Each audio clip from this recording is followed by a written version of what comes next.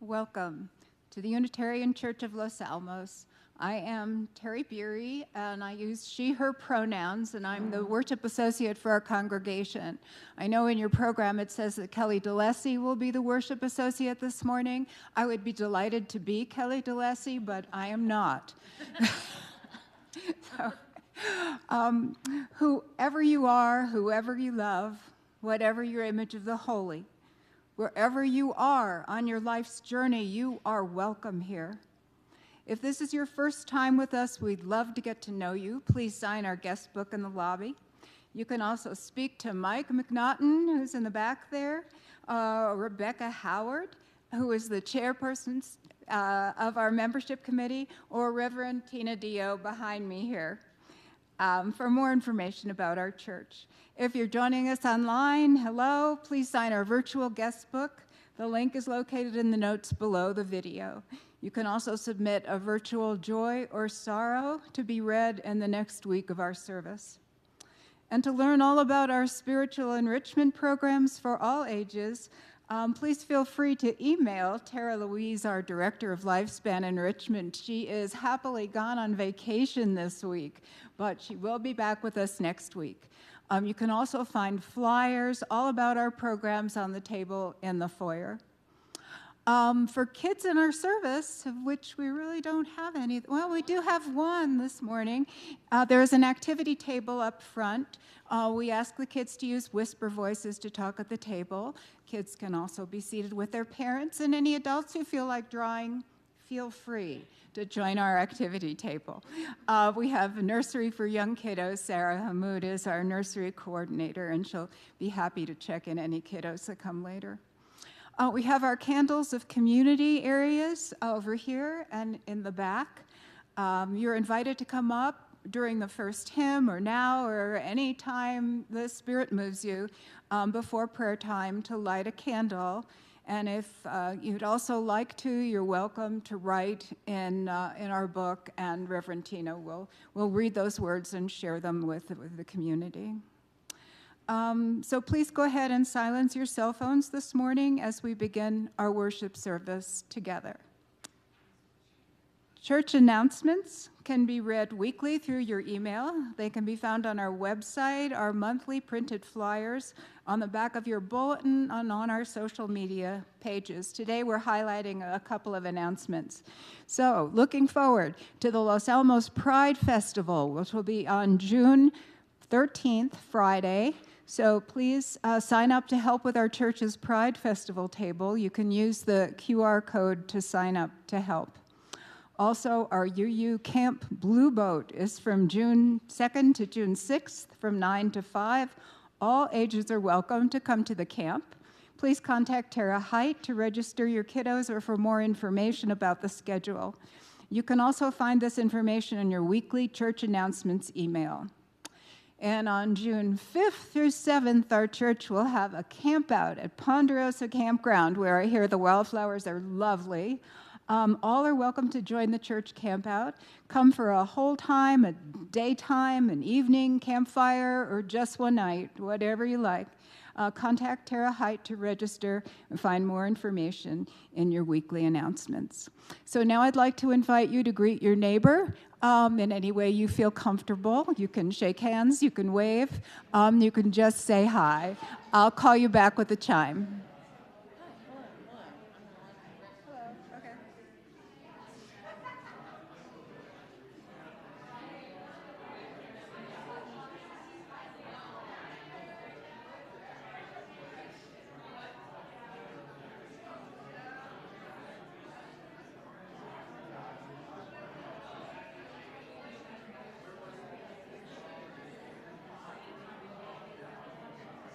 Probably.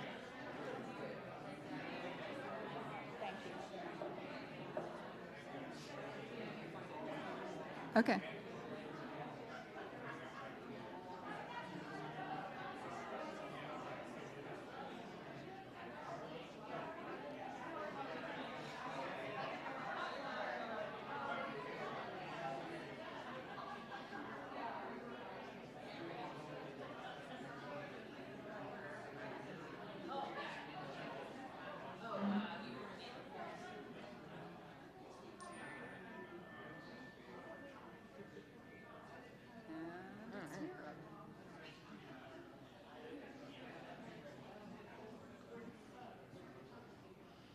Hello, good morning. My name is the Reverend Tina DeYoe, and I use she, her pronouns. We come together as a community every Sunday for an hour to pause and worship together.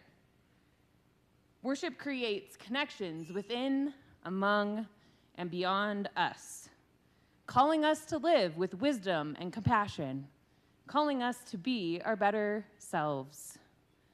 So our church theme for May has been imagination. And on this Memorial Day weekend, we imagine a world in which there is no more war. We imagine peace, reconciliation, reparations, and forgiveness. For those that have lost loved ones in war, we honor their lives this weekend and grieve the loss of their lives. Today in our service, we also are exploring the topic of humanism and Unitarian Universalism. We come together today to imagine a world in which we as humans can ultimately come together and collaborate to solve problems like hunger, homelessness, and climate crisis. We come together to imagine and work towards a world without oppression and division. We honor the inherent worth that every person has and work towards leading ethical and moral lives toward the greater good for all. So let us now light our chalice flame. Sarah Joyce is going to come light our chalice flame, and Terry is going to read our chalice lighting words. This flaming chalice, a symbol of our faith.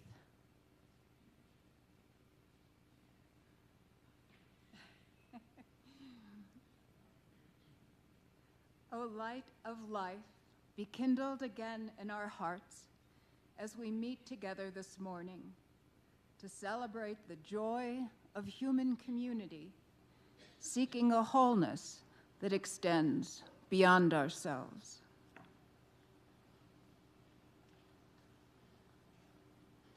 And now you are invited to stand in body and or spirit to sing our opening hymn, For the Earth Forever Turning, which we didn't get to sing last week, so we're singing it this week. So please join us in our opening hymn.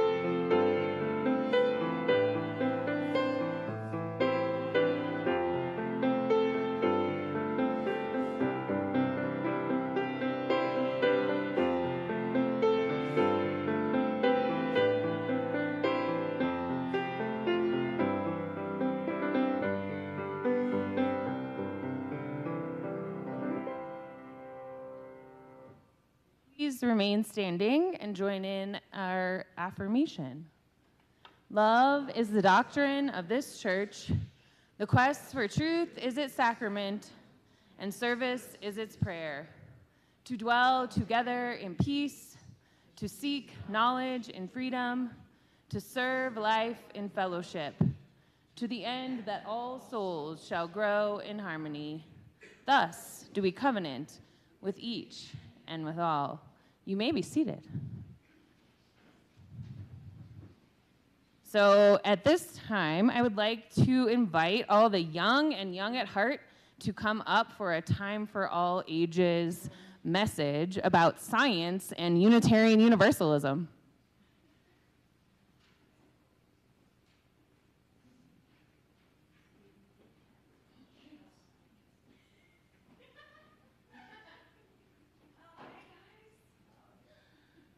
The Payne-Reeves family's back. Welcome, guys. Hey.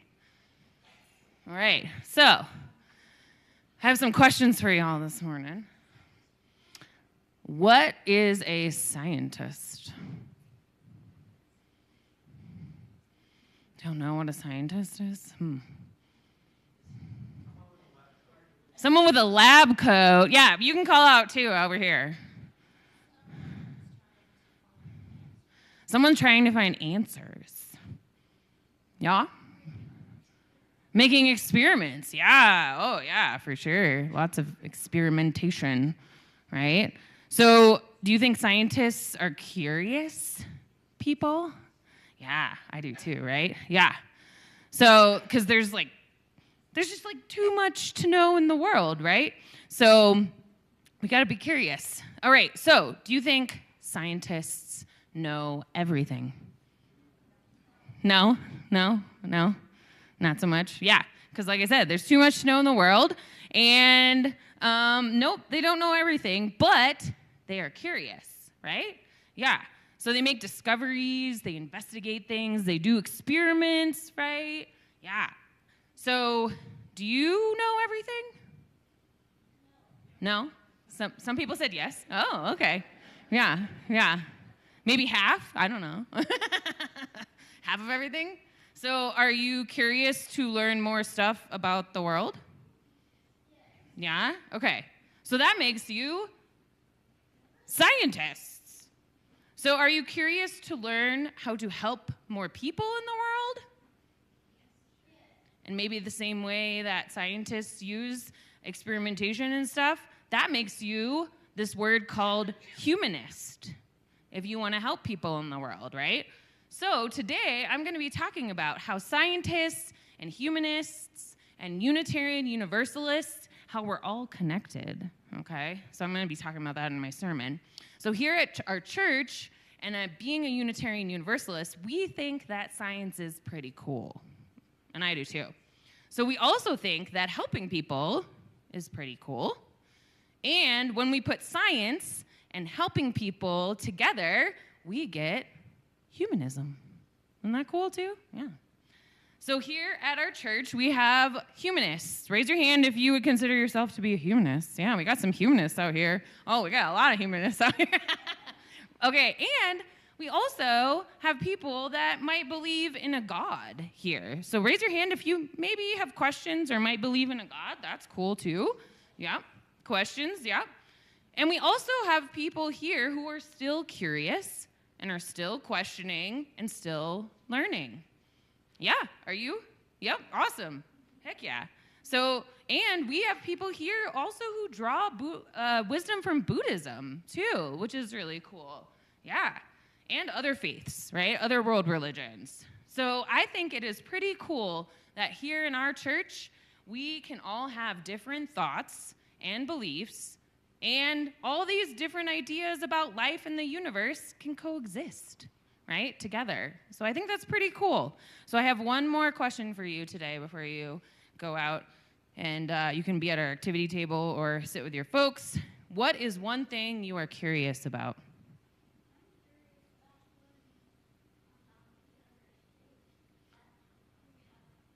Oh, learning about other states in our country that you haven't been to.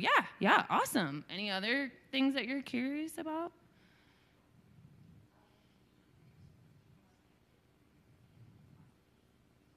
Oh, how I can be more effective and positive in the world. Awesome. Yay. Cool. Any others that y'all want to share? What efficient climate action actually looks like.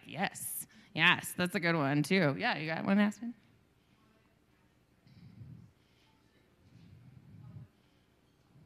Oh, Yeah, what actions you can take to help improve mental health resources. We got some great answers, y'all. This is awesome. So today, I want you to go out and explore or analyze that one thing you said that you were curious about. Do you think you can do that? Okay.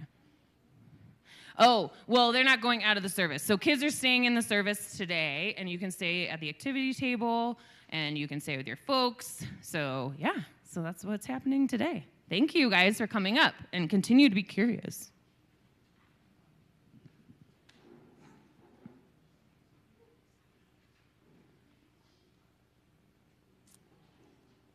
All right, our activity table is filling up.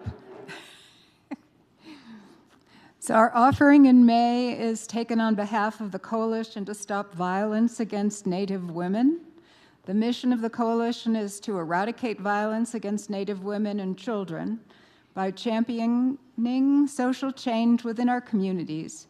We're dedicated to taking responsibility for the future well-being of Native women and children. Through the pillars of support, education, and advocacy, we leverage our collective strengths, power, and unity toward the creation of a violence-free community. Please feel free to use the QR code for the Givelify app on the screen, and we appreciate you giving.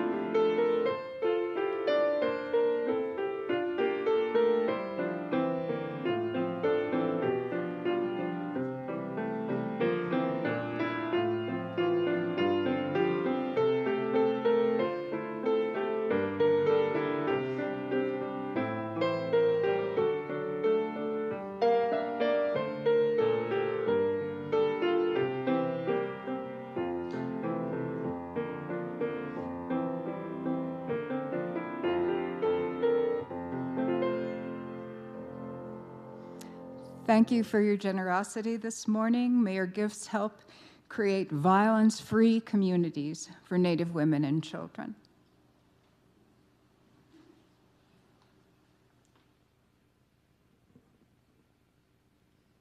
So during this time in the service, you are invited to come up to our candles of community area. If you haven't already, you can light a candle and write a joy or a sorrow in our book. And those joys and sorrows will then be read aloud. And during this time, you can also remain seated as we sing our meditation song, Spirit of Life. So let us join together in this meditation time.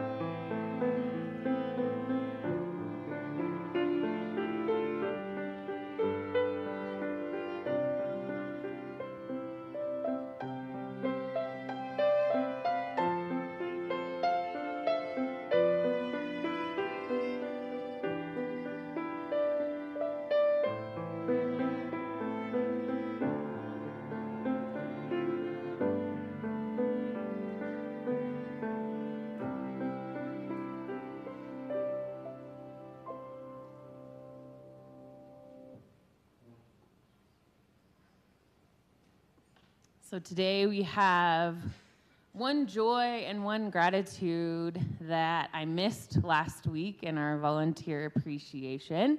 I had written it into my script. I apparently skipped that line on giving thank yous, but one huge thank you that we didn't mention in our volunteer appreciation Sunday was to our AV team and our tech team and our web master, Mike Begnaud.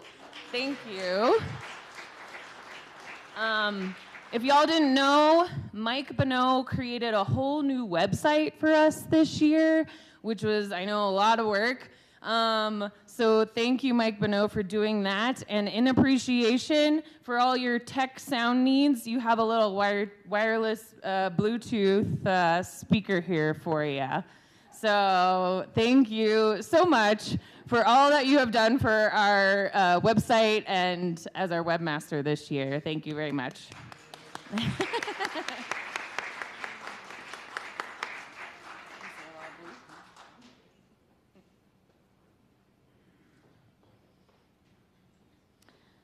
Joys and sorrows that have been written in our book this morning include, for family and friends, near and far, who I hold in my heart. For all those who have sacrificed their lives in service to all. Gratitude for our new hospitality team and for the knife and fork organizers, past and present. So we have some new people taking over knife and fork. Renae and Vitali, thank you so much. And we have new folks taking over our hospitality team. I think it's Ellen, Alex, and Linda Deck. Is that correct? Woo! Thank you guys so much. And then for a healing for all, a dear friend. And then, what does it say, Rita? I think you wrote it, sorry. A dear friend.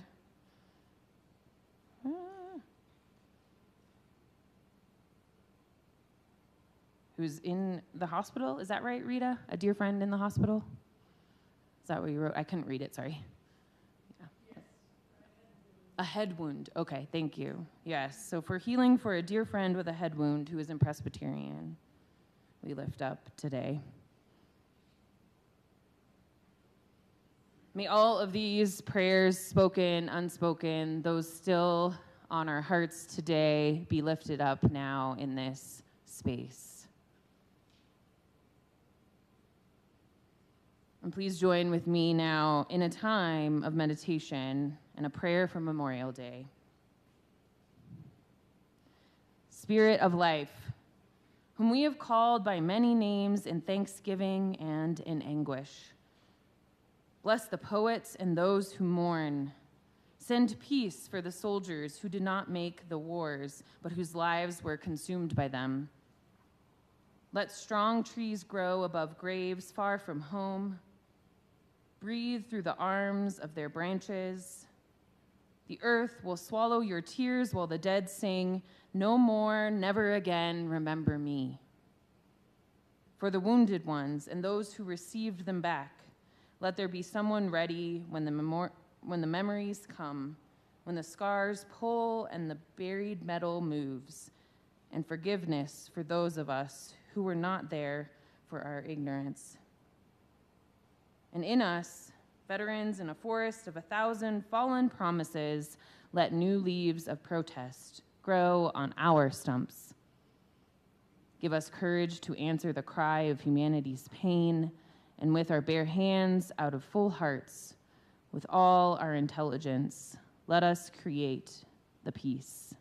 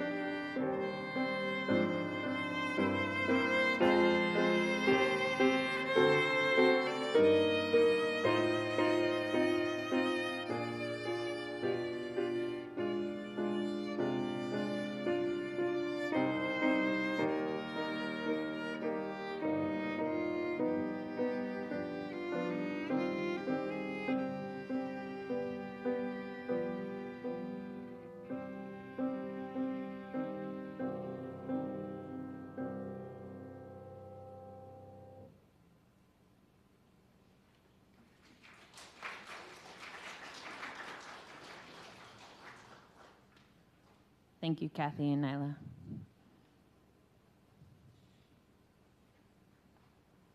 So in preparation for this Humanism and Unitarian Universalism sermon, I asked ElRoy Miller over here, he's standing up, yeah, to help me with this sermon, as he was the leader of our humanist group for a really long time here that I knew about when I first got here 11 years ago. So thank you, ElRoy, for contributing to this sermon today. And he has written a reflection, and then I have a reflection that I'm going to share with you all as well. So this is ElRoy's reflectionism about humanism and UUism.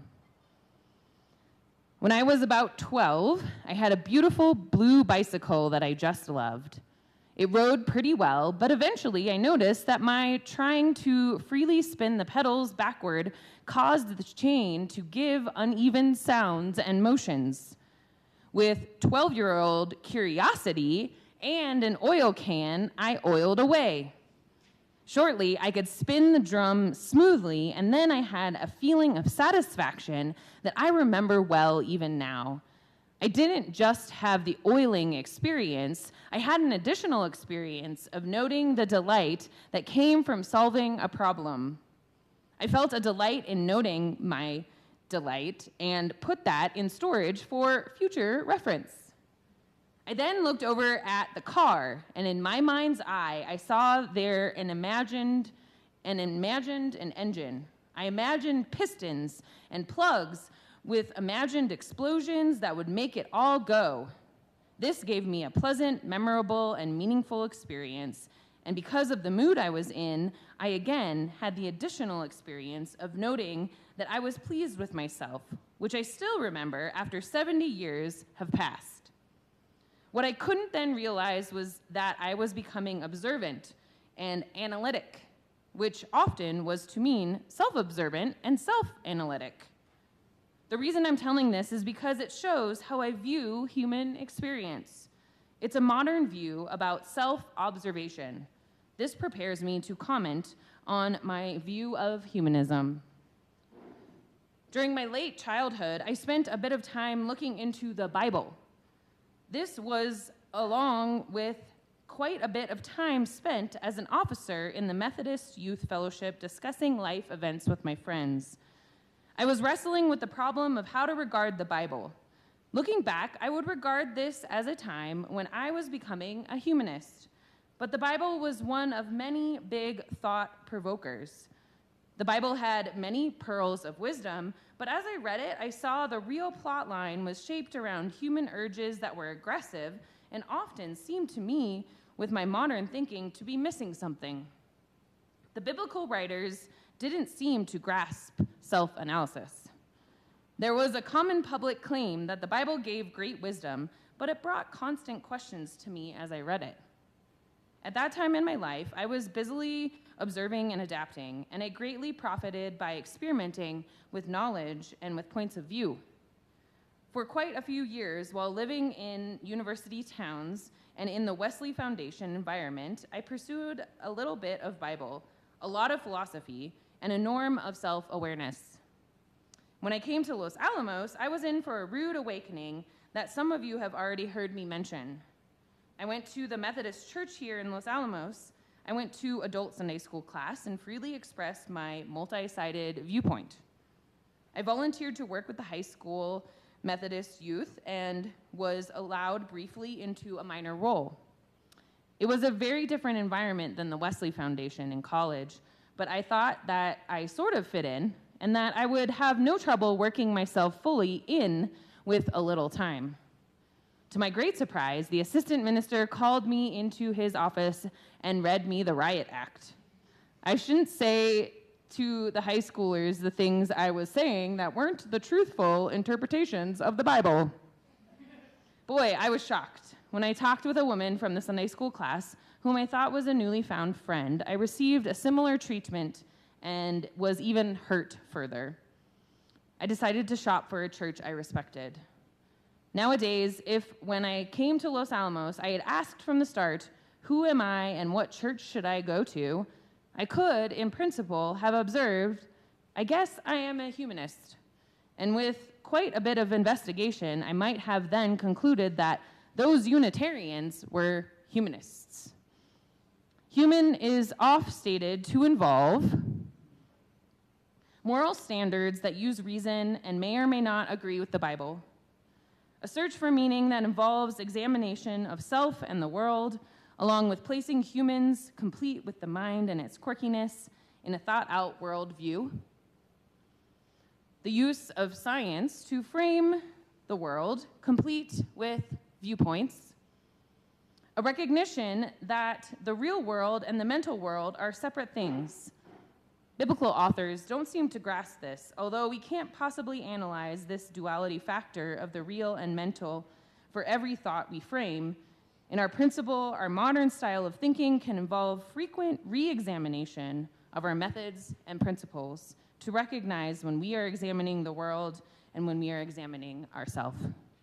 For me, the humanist endeavor also includes the stream of life, from delighting when I get a bicycle chain to sound right, to wallowing mentally in strivings and meanings, all while traveling throughout a life of inquiry and action. Thank you, ElRoy, for that sermon contribution.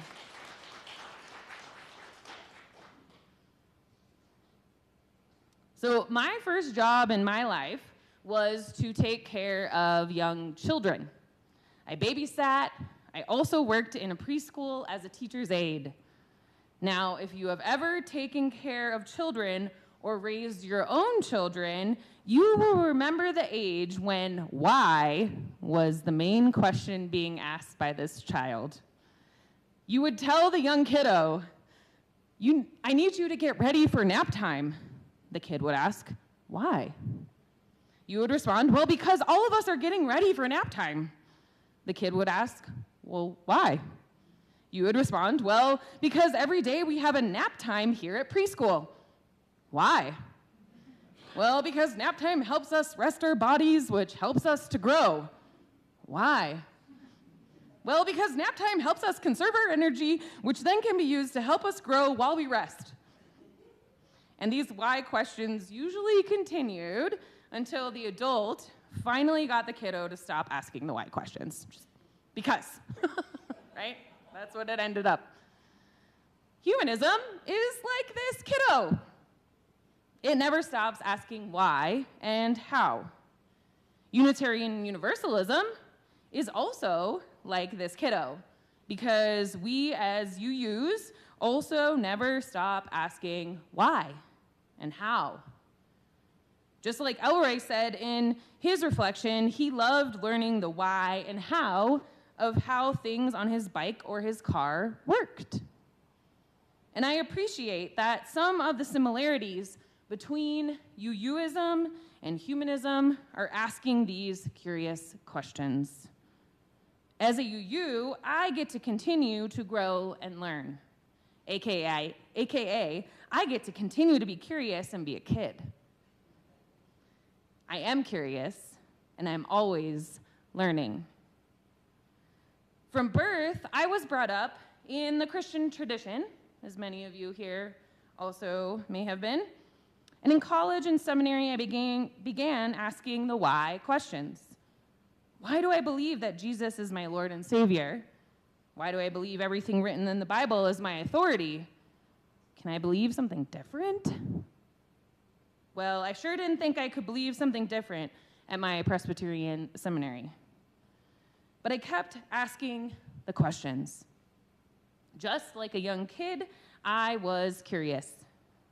I was more curious in learning about different faiths and religions, justice movements and the injustices people in our country were experiencing and around the world, activist work and how to be in solidarity with people, and which karaoke song was the best to sing than I was about Christian theology.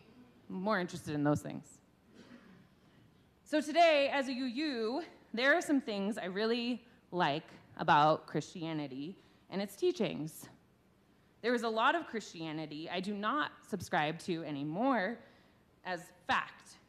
But the stories within the religion and the example of a moral exemplar through Jesus are still some of the basic tenets of the faith that I hold on to. So today, as a UU, there are some things I really like about humanism. But there are also ways in which I feel humanism alone falls short of the full human experience. I also feel that Christianity by itself falls short of the full human experience. Even UUism, Unitarian Universalism, can fall short of the full human experience. But luckily, in UUism, it is okay for theism and humanism to coexist. Let me say that one more time. In UUism, it is okay for theism and humanism to coexist. And to me, it is this fact that makes me appreciate UUism even more. UUism can often create a space where differing perspectives and ideas are heard and listened to, making our experience as humans fuller and more inclusive. As long as people are not harming one another by offering their perspectives and beliefs, our UU communities uphold our commitment to a free and responsible search for truth and meaning. You definitely do not get to spew your ideas of hate in our community that are harmful to the people who are present. UUism allows for people to voice their supernatural beliefs in a god or a deity beyond themselves, and allows for humanists to voice the opposite. This is what I appreciate about this UU community. I do not have to have all the answers. I can be okay without knowing all the things. And to be honest with you all, it has taken me a long time to be cool with not knowing. In the past, in settings that I judged to be more intellectual and with people who I revered as smarter than I was, I used to pretend like I knew even if I didn't. I used to not ask questions and instead nod in agreement. Yeah, that was a little problematic. Sometimes this happens when we grow out of that childlike wonder and awe stage and become more influenced by the external pressures around us. This is again why I love being a UU and why I love that we embrace the curiosity that comes with being a humanist, a theist, and a UU. In this community, I can be surrounded by people who explore supernatural ways of interpreting the world, and I can be surrounded by people who use science and reason for their basis to determine truths and beliefs. Humanist thinking has been around since the existence of humans, especially when our ancestors first were curious about the stars in the sky. There were supernatural beliefs then about the stars, just like there are now about any evolving scientific theory.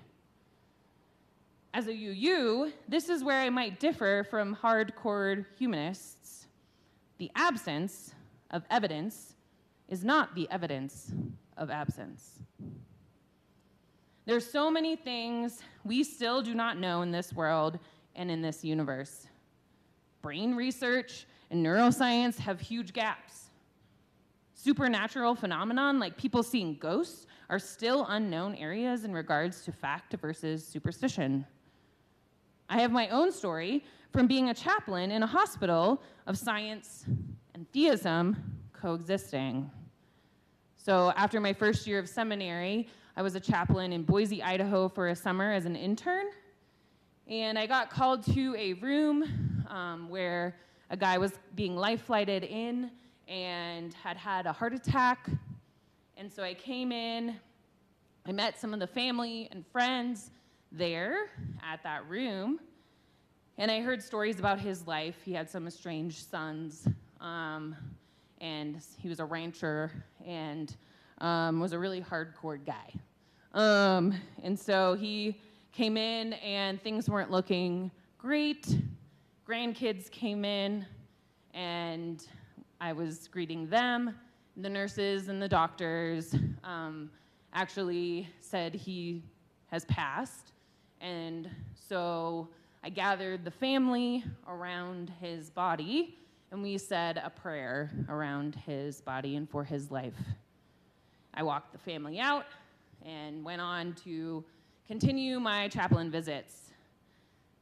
Later, a couple hours later, I got a call to come back to that room, and I thought maybe one of the estranged sons was there. I'm not sure.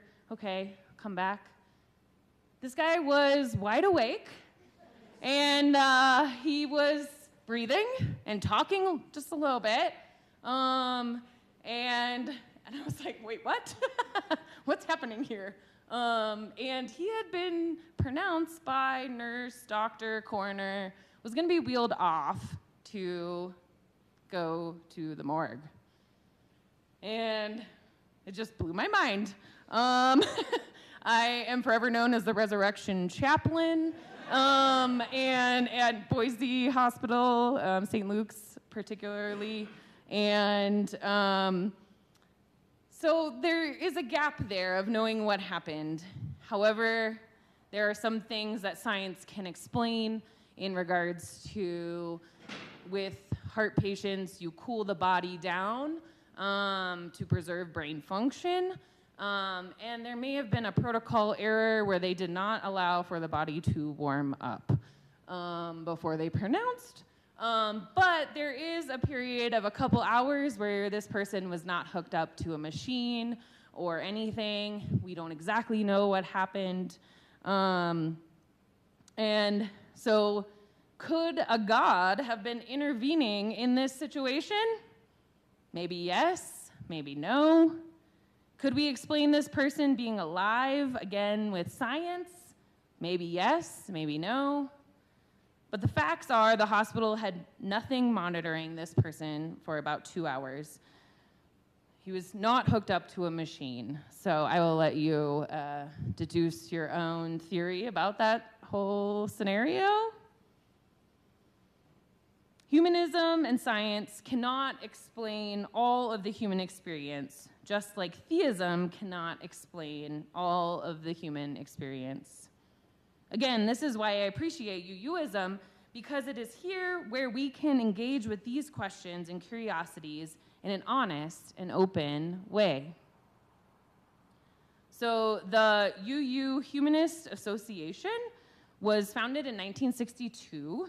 Their core values and aspirations include, up here, we are naturalists. We share with most Unitarian Universalists the natural human desire for a beloved and accepting community, a purpose greater than ourselves. Facts, not faith. We approach the natural world with profound humility and a deep sense of wonder, recognizing that the human branch has only recently emerged on the ancient evolutionary tree. Free and responsible thought. We affirm our commitment to the values flowing from humanism's rich history of free and responsible thought. We are secular in the sense of being this worldly, acknowledging only this life in this universe. We further believe that preserving the secular character of our democracy and maintaining the wall of separation between church and state is a moral imperative. And then living with joy and love. We espouse an embodied humanism that celebrates the joy of the lived experience and the importance of love in human relationships. As a UU who claims to be part theist and part humanist, I appreciate the overlap that humanism has with our UU shared values as well. So these are our shared values. They're up on that wall there in that atom kind of symbol. And interconnection. So UUism has a commitment to respecting and acknowledging the interconnected web of existence of which we are all a part.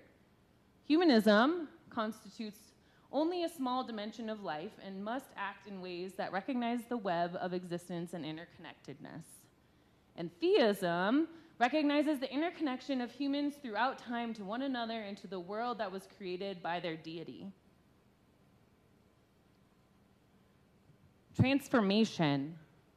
UUism, we adapt to the changing world. We covenant to collectively transform and grow spiritually and ethically. Humanism also has a commitment to societal and individual transformation through work done together with other humans.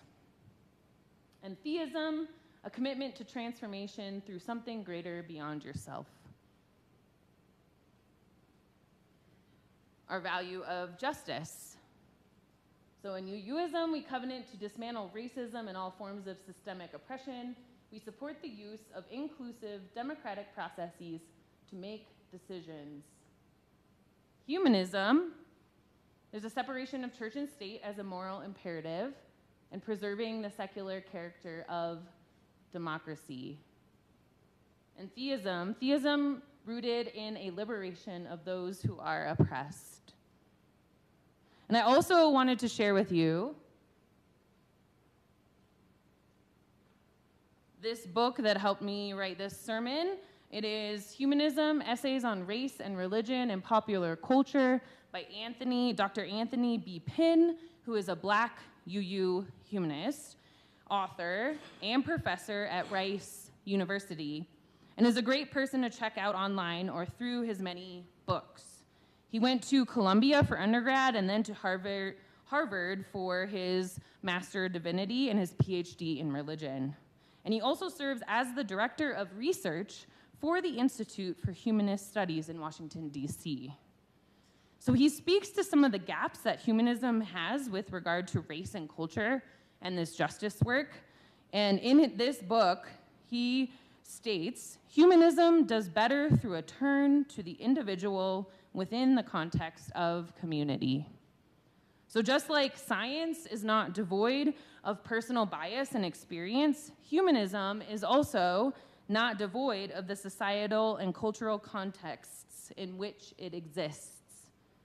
Diverse perspectives in humanism has been a struggle. Less attention has been given to description and analysis of the cultural worlds to which humanists respond. And Dr. Anthony Pinn states that humanists should not limit themselves to just the concerns of science education and separation of church and state. Dr. Pinn says humanists must also be concerned with giving people a soft place to land while addressing a larger range of human need, wants, and responsibilities. Human potential for good and destruction.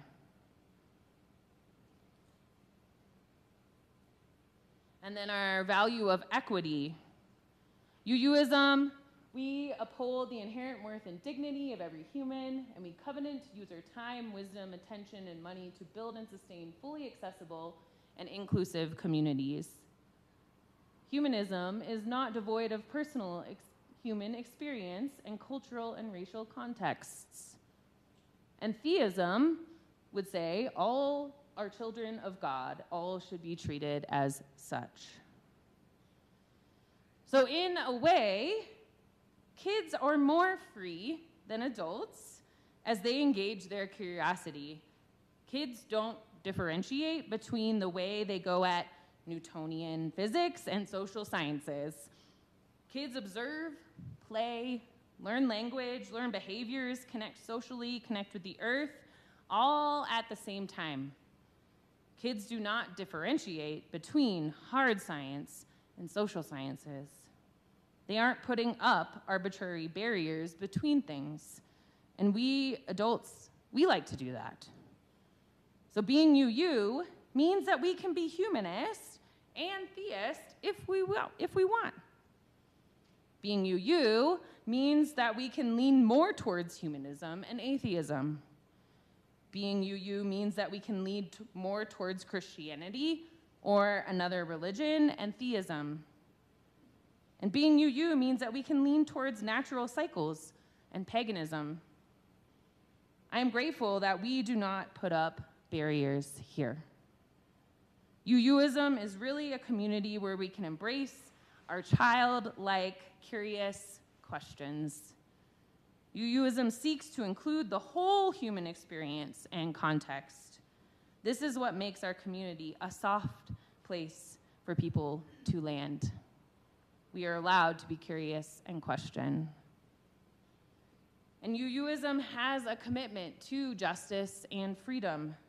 As we consider our heritage in humanism, we must put it in the context of justice, equity, and freedom. On the Unitarian Universalist Humanist Association's website, they have a frequently asked questions section. One of the questions asked is, can you be a UU humanist and a theist?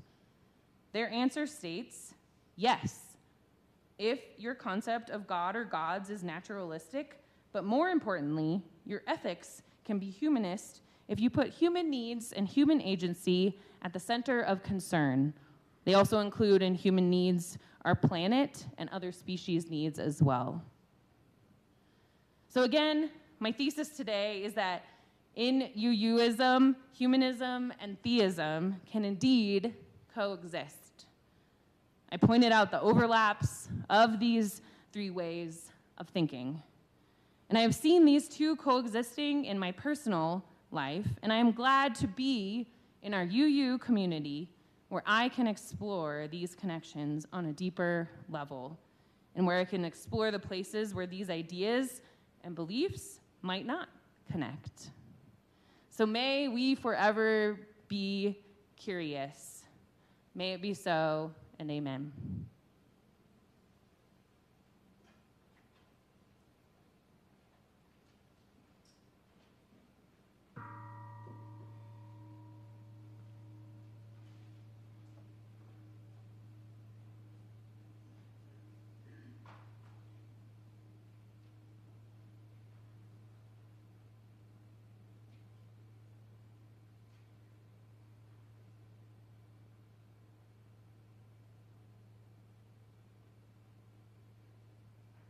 Let us rise now in body and or spirit and sing this is a humanist hymn that I found in our hymn book, y'all. So we're going to sing this one.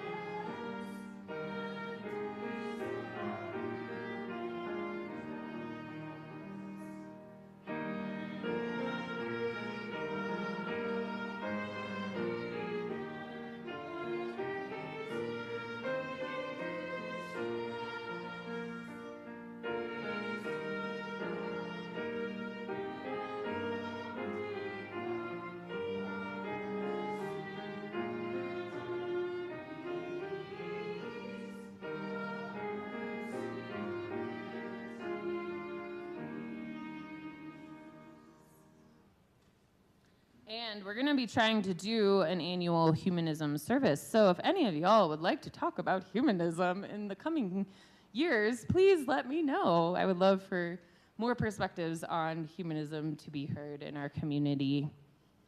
Let us extinguish our chalice with these words. We extinguish this flame, but not the light of truth, the warmth of community, or the fire of commitment. These we carry in our hearts until we are together again. And let us join hands, if you would so choose, for our closing song, The Way.